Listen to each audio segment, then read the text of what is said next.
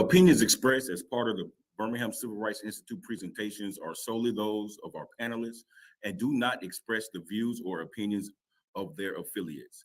BCR is proud to enlighten each generation about civil and human rights by exploring our common past and working together in the present to build a better future. Thank you and welcome. My name is Charles Woods III, and I'm the Education Director here at the Birmingham Civil Rights Institute. And today we have a conversation about overcoming diversity resistance. And so we're going to talk with two dynamic individuals. First of all, we're going to talk to our Fuse Fellow, Civil Rights Fellow, Mr. John Paul, as well as Dean Thomas from UAB, that's the University of Alabama at Birmingham. And so I'm going to ask you all to each introduce yourselves. John Paul, we're going to start with you. You introduce yourself and talk a little bit about your research on diversity resistance after both of the introductions. Sure. My name is John Paul Chaisson-Cardenas. I am a PhD candidate at the University of Iowa.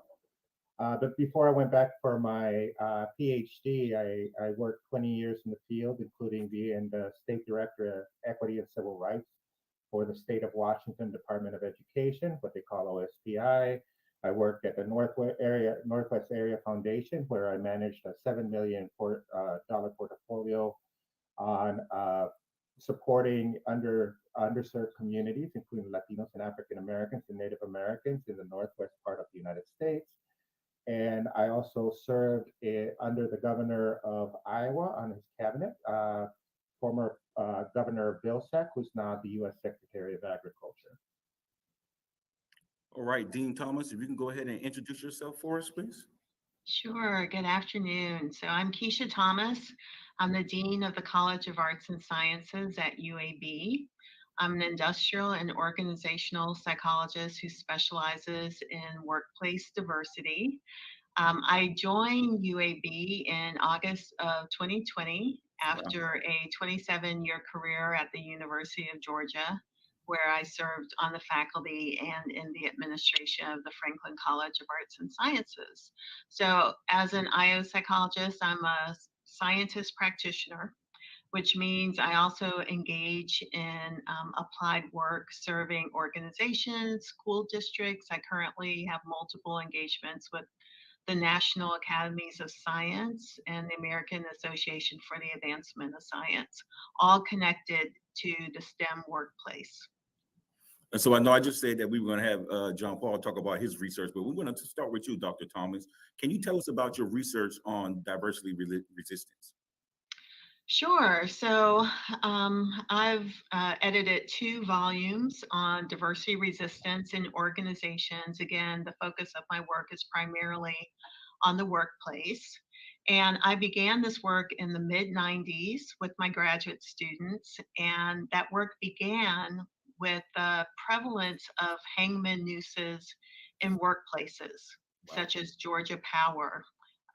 And my graduate students and I started tracking these nooses, trying to figure out what was going on. And we learned that there have been noose incidents in every state across industries. And when we did kind of a content analysis of what was going on, we learned that those nooses were used as intimidation tactics, largely for Black workers who had either been, who had earned a position of leadership or authority, or who had made an allegation of racial discrimination or harassment.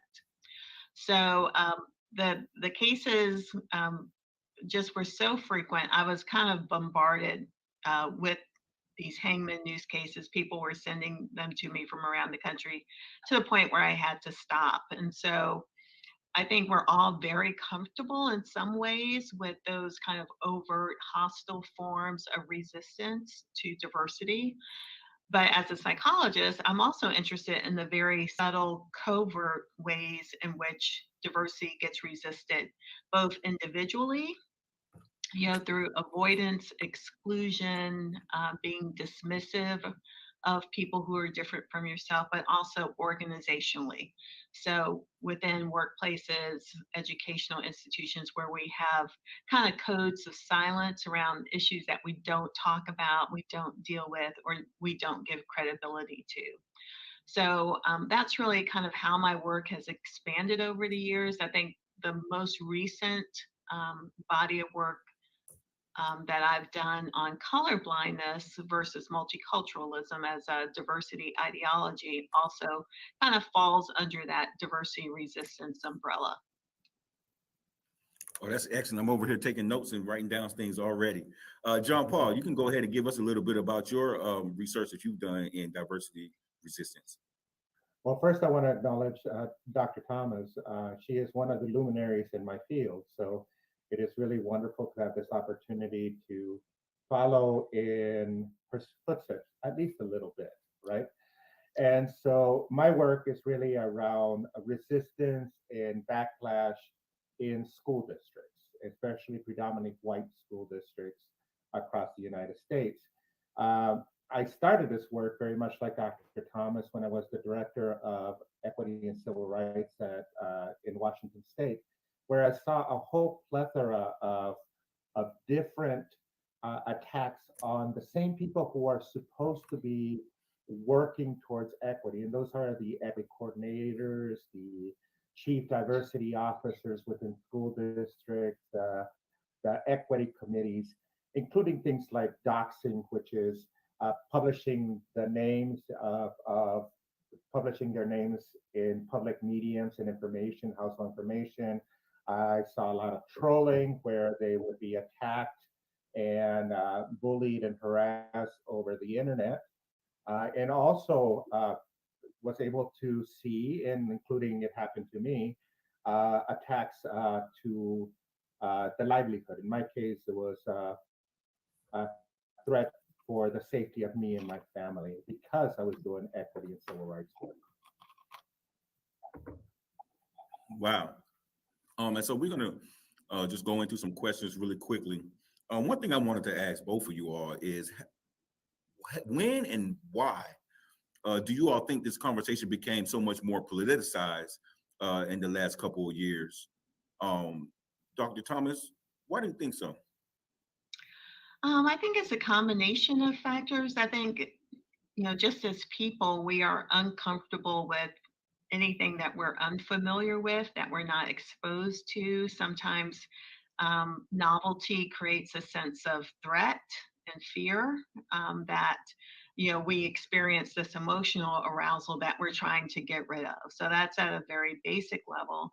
But then compound that, right, with the growth of minority populations, increasing immigration, access to education, authority, power, money.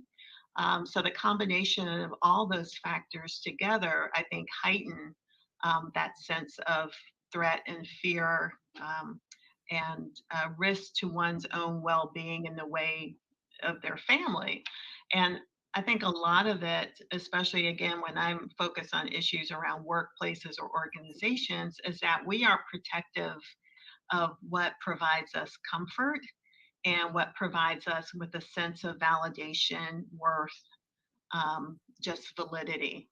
So if you think about, the growth of minority populations and immigrations, greater social justice movements that are demanding voice, access, fair treatment, I think all those things kind of form this unique tsunami of pressures that people are trying to push back on. What do you think, John? And I would wholeheartedly agree with that. I come a little bit from a different angle, which is sociology. I'm an educational sociologist, so I'm looking at what's happening in the environment. And when I look at the research, kind of looking at these cycles that happen when anti-DEI resistance, anti-diversity resistance is very high. For example, this happened through the Southern Strategy, right after 1954. We saw this kind of language of resistance against programs against integration. We saw it over and over. Then we saw a weaning of it for a period of time, and we saw it rise again in the late 70s and early 80s during what many folks call the Reagan Revolution. We saw this animus come up again, and we saw again how looking a little bit different, looking at colorblind or anti-classification from that philosophy or vantage point, we saw that the pushback also occurring. And now, in what many people are calling the Trump moment, we've seen also the increase of resistance, especially against any teacher, principal, superintendent, and especially against those diversity officers that are promoting and moving equity forward. And there's a cyclical pattern to this. There's times when it ebbs and falls. However, one of the things I should say is that I'm not saying that it's not there while there's more progressive politics in play. It's just that we see it much more when people are emboldened to treat people in a certain way. So, this has taken a political twist. And, most organizations, when you're at work, they always tell you, don't talk about politics, don't talk about religion.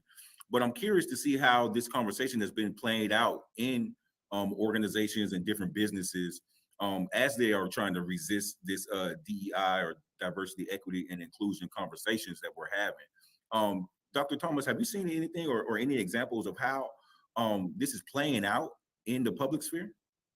So I have several former PhD students who are chief diversity officers in kind of multinational organizations. And I think, the value of having kind of, well-educated people in those roles is that they have the capacity to facilitate constructive and developmental conversations. And that's really, I think, often what is missing is the expectation that everyone comes to these issues with the same level of exposure and knowledge, and they can just dig in. That is not the case, not even if you're a person of color or belong to a marginalized group. It's a developmental process to get to a point where you can even feel comfortable having what can be very difficult conversations. I think the other thing that happens in organizations is just setting up these diversity and inclusion offices with individuals who don't really have the requisite knowledge, skills, and abilities. And in those cases, those offices are really just performative, right? They are there to kind of to demonstrate externally that we're doing something about DEI. We might even host some trainings, bring in a speaker, but then that's it. There's no kind of continued conversation, and those trainings or speakers aren't the impetus for kind of structural and strategic change, right? It's really what is required to create inclusive workplaces or or any type of organization. So I think, the things I'm always mindful of is to what extent are these programs, training initiatives performative, and that, they help us check the box, or are they kind of culture altering in some ways, and that they help to expand and create room for people to kind of gain access to power, authority, and leadership who don't resemble what has been the default in those organizations. And that is hard work. That takes time, and you need a combination of both, training and education, but also putting structures and policies in place to get people to behave differently. So you recruit differently, you select differently, you evaluate and promote differently, at the same time that you're educating about the change that's necessary. Did you want to weigh in? I would agree wholeheartedly. Because I have worked with the schools specifically, we are seeing right now kind of manifestations of everything Dr. Thomas said within the school. So we see the performative, of it. And as a matter of fact, I would argue that the performative is the main way of doing diversity right now in school districts in the United States. And there's a reason for that. It's because if you are in a pendulum all the time, you want to hit that happy middle, right? As an administrator.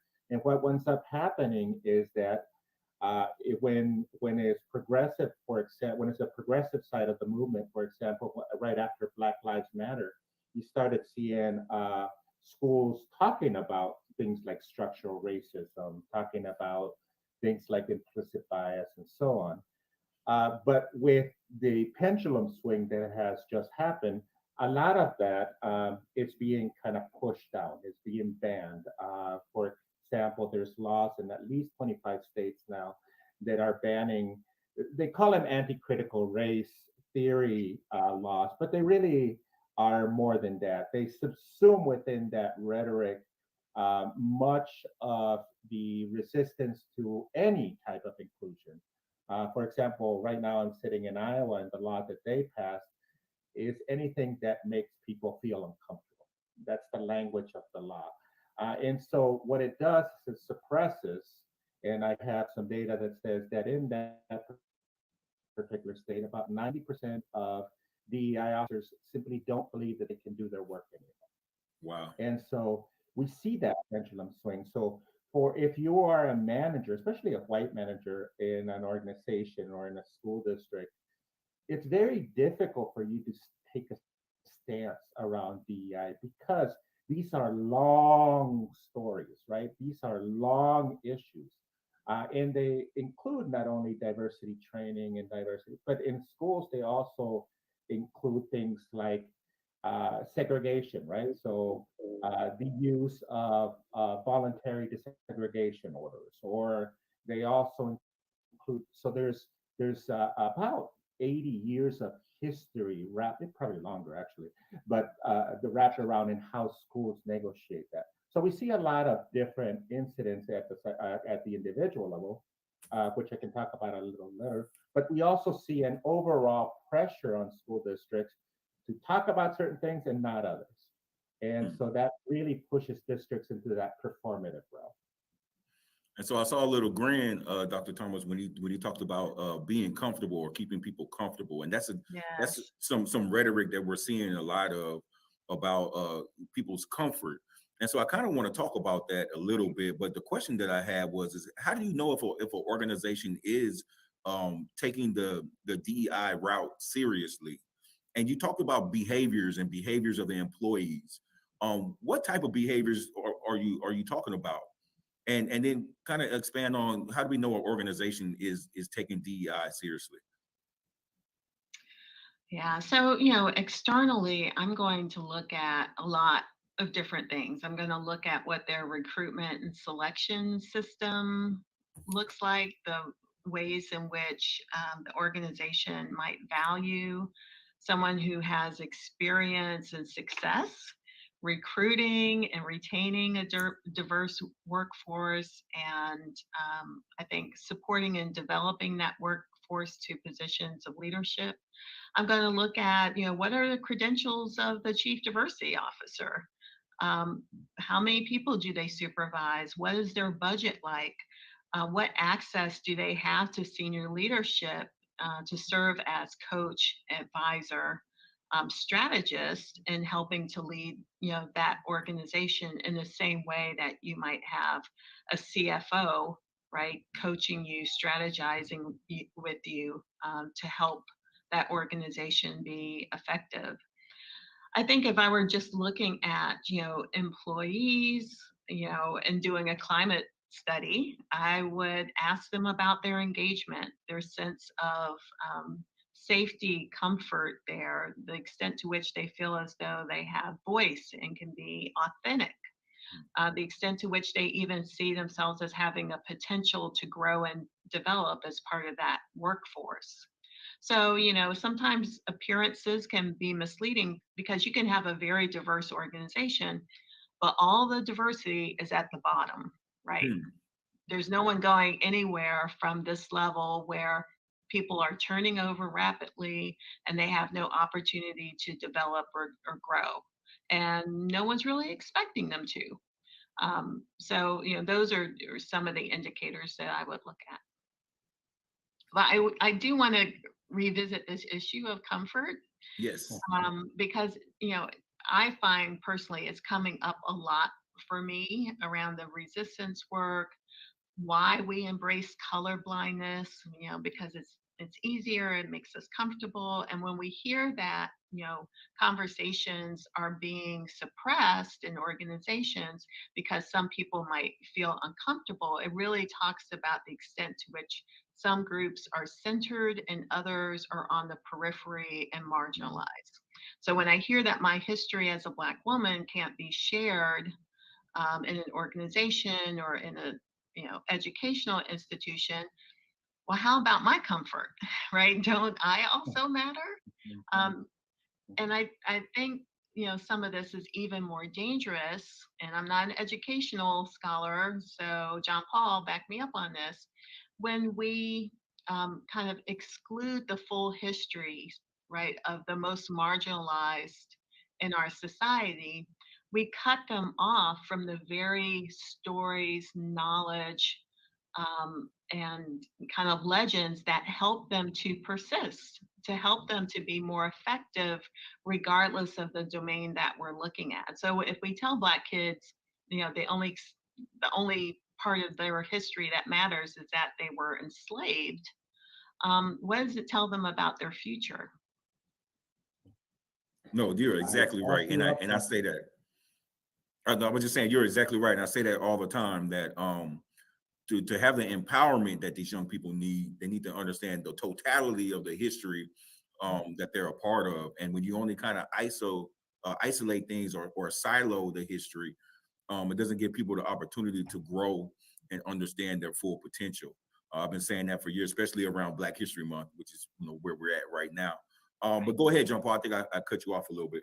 I would say, and Dr. Thomas is exactly right on this. And I would add to that, especially in school districts, for example, other things that we're looking at, of course, is the curriculum. What does the curriculum like? Who does the curriculum center, right? Does it center the people who are in the district, right? Including people who tend to be underrepresented in that district? Or does it center people who are just white, majoritarian, middle class? Are we talking about our heroes in the United States as people who uh, were perfect, right? Without the ability to find the humanity of those folks. Like, for example, Thomas Jefferson in education, when you look at it, he had some great things, great contributions, but there was also some things that were pretty oppressive about his approaches. The same thing for George Washington and many of our forefathers. And those are the kinds of things I looked at. But I also look at what are the things that I'm also looking at the data, right? I'm also looking at how they approach the data that they use. Most districts in the United States at some point are asked to do some type of equity review or civil rights review, usually because the federal government has requested it, or the state government, Department of Education has requested it. And the first question that I ask when I work with those reviews is this your baseline, or is this something above? Because civil rights should be the floor, right? When we're talking about civil rights, it should be floor. And yet many districts treat it as the top. We want to get to that level. When the reality is, when we were trying to get to that level, we're really talking about other things like cultural competence, cultural relevance, cultural specificity, etc. Civil rights is really the floor. It's the minimum required what to do. The second part of this is really related to how the faculty and especially the leadership internalizes these conversations. If they're simply talking about diversity, right? Kumbaya, we are the world, let's have a diversity day with 20 different countries, and not talking about the students who are there. For example, if you're in a district which has a high number of Latinos or African Americans, and you're not allowing for those conversations to happen around race and structural racism and so forth, then you are already exerting resistance without actually wanting to do it a lot of times. So what I find is a lot of professionals exert diversity resistance and equity resistance and inclusion resistance without even knowing. Wow. Um, you all are doing dynamic, and it's just got my brain just going, and I got all these questions in my head. But I really want to kind of talk about this idea of comfort. And I'm sorry I keep going back to that because this is one of those hotbed words that I continue to hear just in my everyday work. And so, do you all think that the ideal of comfort is gonna kind of reverse, and so people of color and black and brown children will be able to utilize that idea of comfort to be able to not talk about other historical issues within our history? I know this is kind of a off the wall kind of question, but I'm really curious to think that history may come out of the school curriculum altogether. What do you all think about that? Well, I'll jump in first because that's in my realm. The idea of comfort in education is a strange one to me, right? Mhm. Education is not about comfort to me. It's not about making you comfortable. It's about challenging you. It's about making you think in different ways. I mean, if we think about what freedom of speech, for example, means in the school, it is a little bit about this comfort. It protects rights, but it also protects the ability to have discourse, right? To have some type of conversation about it so we can actually learn of it. And so this language of comfort really is a dog whistle because its comfort is not enforced in the same way. Let me give you an example. I'm here in Iowa today. I'm sorry, I'm doing some work here, so it's present in my mind. But at the same time that they proposed the anti-critical race bills to suppress certain language, the same in the very next bill, they also put a freedom of speech bill for conservatives, right? So it is who it gets enforced upon, right? Mhm. Why is it okay for people to want to kick out LGBTQ plus books, right? At the same time that they're claiming freedom of speech, right? Mhm. And so it's kind of a double bind, right? It's an idea. The discourse plays out because of colorblind racism. It plays out in a way that, on its face, it seems race neutral or oppression neutral. But the reality, the actions, the way it is enforced, the laws, the policies, the school district rules affect people differently, right? Let me give you the most traditional example, which is for African Americans in their hair, right? We talk about people presenting themselves for academics, right? Sounds very race neutral, but at the same time, the way it gets interpreted a lot of times is you cannot wear, any type of natural hair, right? So for one group, what that means is very different than for another group. And that's entrenched in a long history in the United States of structural racism, structural oppression. Can I get you all to define something for me? We've utilized this term a couple of times, and I just want to define it for individuals who may not understand or know what that is. And that phrase is colorblind racism. You still hear the phrase that I don't see color, and so this idea of colorblind racism. Can you all explain that for our public, please? Yeah, so my work has looked at the ways in which color blindness signal identity threat, and Hmm. subsequently that threat gives way to perceived risk of discrimination, harassment, low value for diversity, low opportunity for effective performance, and subsequently low performance. So when I'm talking about color blindness, I'm talking about those of us who are Gen Xers and older growing up in a generation where we were told, you don't know this difference. It doesn't matter if you're green, purple, blue, or polka dot, which obviously is a problem. But that to notice difference, or at least to articulate that you notice difference, also signals that you might act or behave as though those differences matter. But the Hmm. reality is that we do notice, and it does show up in our preference to be around people like ourselves and our avoidance of people who are different. Now that becomes problematic, though, when only certain groups have had access to the development of organizations, to access to education and research and scholarship and influence, more broadly. So there's lots of very interesting research in social and organizational psychology about how colorblind rhetoric and messages really can impede the very, progress in the very area that you're trying to work towards, and that is becoming more diverse and inclusive. So I'll share a little bit. I have a study with Victoria Clout and Matthew Gorin from 2009. We were hired to do a climate study of a large teaching hospital in the Midwest, and embedded in that study was the examination of whether white color blindness affected the minorities in their departments.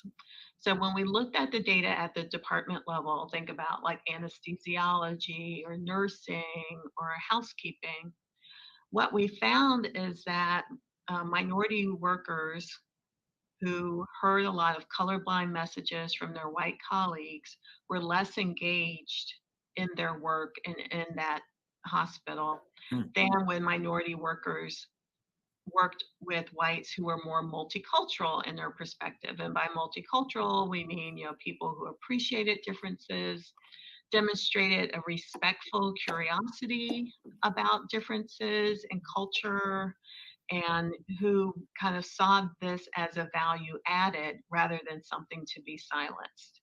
And so engagement is important because it costs organizations. I mean, I'm talking about like industrial Fortune 500, whatever organizations, billions of dollars when their workers are not engaged and don't care, don't want to share about their work, don't want to recruit others to their workplaces. I mean, think about what we're going through now as a country, having a shortage in almost every industry. Um, so colorblindness has these kind of long-term implications.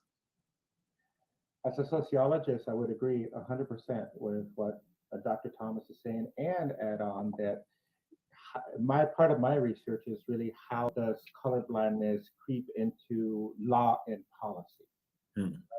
So we've had a movement towards colorblindness in what they call the Burger Court, which is really a period of time in the Supreme Court from the 70s all the way to the late 80s, where this idea of anti-classification, where you cannot classify people, was created and developed and expounded. And again, that comes right out of the language of the Southern strategy. And how it is framed is now, that frame is now permeating US law and policy, making it more difficult for people to be able to argue historical damage, right? And so when we talk about color blindness in the school systems, it's both in the policy, in the law, but it's also in the way we educate our children. And I think, again, the classic example is right now with some of these bills that are popping up all over the United States would be that idea of what's real history, right? And so when I go to hearings about these bills across the United States, what I see is this idea of wanting to teach something that I think former President Trump coined as patriotic education. The idea is to teach an image of the United States that will bring us together. The problem with that is that that image that brings us together does not include many of our people in the United States. For example, people of color, African Americans, Latinos. It does not include LGBT. So while you're saying, while the open and kind of the open communication sense, we're treating everybody equal, what you're taking and wiping away is you take in the history of how we got to the place we're. You're taking away the the different types of racism that affected, the different types of homophobia or sexism that take away, in order to see Palestinians getting again to that idea of comfort. What the research says around that type of teaching in schools is that it's very ineffective. It hurts especially students of color and other underrepresented youth, including LGBTQ, and it because it absents them, it absents their questions, their history, their rooting from the curriculum. Does that make sense? That makes pretty good sense, and it kind of segues into another question that I had, and which was basically like, what what do you say to people that think or say that to get past this idea, this racial conversation, or to get to racial reconciliation, is that we just don't need to talk about race anymore. Just don't talk about it. Don't even bring it up. And that's the best way for us to get past this. What do y'all think about that? So Dr. I'll go in a Thomas? little bit on this. It's interesting because before I worked in equity, I was actually a social worker. I did a lot of work with domestic violence, did a lot of work with child abuse. Of course, substance abuse is related with all of that. And so I always try to put this kind of front, this kind of analogy forward is in in substance abuse, we talk about you cannot deal with substance use and abuse if you're not talking about the alcohol and the drugs, right? If you are working with domestic violence, you cannot talk about the situation between the partners without talking about the violence and so on. In other words, we have to talk about it because there is historical hurt in the United States and there's historical disadvantages in the United States. And we cannot bypass that conversation. We've tried for, almost 100 years, probably more, to bypass being able to do what other countries, like my country of Guatemala, truth and reconciliation processes, or even truth, because it's pretty clear from the research that most people in the United States, especially most of those who go to predominantly white school districts, simply do not know enough about the history of the United States to be able to have robust conversations. So if we avoid it even more, then what we have is populaces that are going in different directions because the commonality in the history is now gone, right?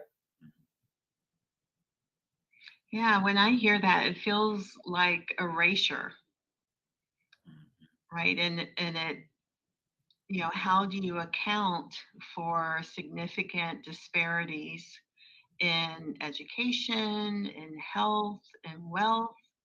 Um, it points the finger at the individuals who are low status across all of those areas as being deficient, dysfunctional, having the wrong values, not working hard enough. And so it kind of reinforces our inclination to commit what's called the fundamental attribution error, that those people, those individual, have something wrong with them, rather than inheriting a system that um, created that context and created it legally. And I think that's also a really important aspect of this discussion that we forget about. All the things that kind of led up to many of these disparities exist because they were legal. So Mhm. I will leave it there. All right, we're gonna start wrapping up, but Dr. Thomas, I want to ask you to give us a definition for critical race theory. You'll be surprised how much this phrase or this acronym is being tossed around, and you have all these proponents that are anti-CRT and are pushing against it. But then when you ask them, you say, "Well, what is CRT?" They really don't have a clue. And so, can you just give us a definition of what is critical race theory, and then we'll start to wrap up from there. And again, not my area of scholarship because I'm not a lawyer. So critical race theory is a theoretical perspective. I think originated with Derek Bell, was kind of finessed and finished through Kimberly Crenshaw, who's a legal scholar. And it's a way of using a racialized lens to understand the world. It's kind of like when people say, race was never an issue until the Obama um, Mhm. election. And it's like absolutely not true. There are lots of ways in which race was used as a dog whistle to kind of attract voters before Obama was even born. So it's just a theoretical perspective in the same way that I might use identity theories or social identity theory or open organizations theory to kind of understand the world. And we got to remember that the definition of critical race theory is almost moot, right? Because a lot of the conceptions have been, for example, structural racism. Structural racism did not come off of critical race theory. It has a longer history than that. Some would argue it goes all the way back to W. Du Bois, right? And so there's all kinds of conceptions. So what's happening right now is that they have taken a label that sounds somewhat ominous and they're piling things underneath that label because that is a good political movement. Again, getting to that Edelman's idea of the political spectacle, right? And if you look at some of the different institutions that are pushing it forward, they are very clear and very, uh, um, let's take the 1776 project. The 1776 project, which is named after Trump's order to ban critical race theory, although it's usually not cited that way, um, says right in their goals that this is a political movement, that this particular time is being used to as a dog whistle, right? To garner certain types of support Mhm. of people, again, that idea of comfort. And so what we have to be careful with is that by confounding the way that they have done with critical race theory, what they're actually trying to ban is things that are very well researched, like implicit bias, things that are very well supported in the literature and in the research, like ethnic studies. And so this big umbrella it has a very much a way of pushing back on the diversity, equity, and inclusion work that has been done in the schools over the last 30 years. And it is not, these are not equal things because while diversity, equity, and inclusion is a whole set, a whole body of knowledge and research, the reality is that the Christopher Rufo, for example, doesn't even have a scholarship background. The people who are proponing it are putting it in political spectacle, which means it doesn't have research that undergirds it. It doesn't have. It's not the same thing, right? All right, so we'll just want to thank you all for our time today. Last question. Um, so what are your recommendations for people who are in organizations or in schools where diversity resistance is inhibiting their diversity, equity, and inclusion work? Dr. Thomas? I think it's really important to kind of broaden our networks and our conversations. And, one strategy that, I've always used as an industrial psychologist or a practitioner is to benchmark other organizations, right? We just follow each other. And if there's an organization that's being successful, I want to study them and look at them up close. How is their culture different? How are their practices different? Where are they recruiting from? How are they rewarding people for Mhm. being good citizens of those organizations and upholding the values? That's great. John Paul, what about in the school systems? Most school districts and most places have mission statements. So they know in some ways what they need to do. The problem is that when those mission statements only become talk, right? That idea of performative resistance. And Mm. uh, that's an issue. And so what ends up happening is that we have people who adopt pretty words, but really do not live the effort of actually looking for inclusion, diversity, and equity. Uh, whether it's because they don't feel comfortable or because they oppose it, I found actually a significant number of superintendents who oppose talking about diversity in their school districts. And so, what I would say, especially to DEI officers, diversity, equity, and inclusion officers, or staff, is be careful of where you land. Be careful of where you're going to work. And you can ask some critical questions before you enter those professions. Things like, do I have a budget, right? What types of supports will I have? Is my position high enough where I can actually make a contribution, or am I just, somebody under somebody under somebody under somebody where I can make a recommendation and it takes 2 years to get to the top, right? If at all. And so all of those things are important. Then from the systemic side of things, for superintendents and principals that really want to do this work, is that once you get somebody into those positions, there has to be a support mechanism and resources attached to that. The days of equity coordinators and equity directors and so forth having no budget, that is a very strong symbolic way of saying you do not matter, right? And then finally, the last thing I would say around that is that we have to be careful, because at least in my data, I think pretty supportive in other data, who you bring in matters. We are finding that especially people of color who come into these positions, and to a certain extent LGBTQ folks who come into these positions, are treated much more harshly than their white counterparts, right? And so when you hire somebody of color, you want to make sure that they know what they're talking about, that they actually have some background, that they done some work. An example is one of the states where I looked at DEI inclusion. I found that the majority of people in those positions have absolutely no training in civil rights.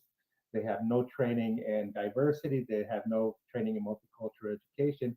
They have been moved to that position because they needed somebody to be able to sign the forms to go to the Department of Education, right? And so those are the things that we need to be cautious of as we do this work, because unless we do it with intentionality, we will fail.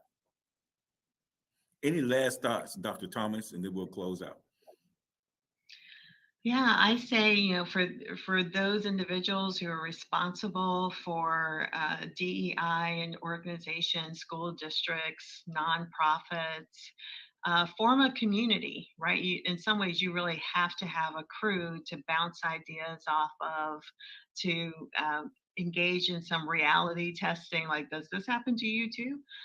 Sort of thing. And to, I think, facilitate your self-care, because this is really hard work. It's hard on a number of levels. It's hard to navigate organizations. It's hard because you have to engage in a certain level of emotional manage while you're managing other people's emotions, and you still have to get the job done. So I think more so than almost any other career path, it's really important to kind of have your mental, emotional, spiritual, and financial health in order. Well, thank you. Thank you both of you so much for joining us today. This is the Birmingham Civil Rights Institute. This is where we have difficult conversations, where we want to start to convey a deep understanding of these subjects. And I just want to thank everyone for being here with us. Stay connected to our website, www.bcri.org, for all February Black History Month virtual programming and for the rest of the year. Once again, thank you all. One thing I do want to mention is that there is another CRT that's out there in the realm, and that's culturally relative teaching.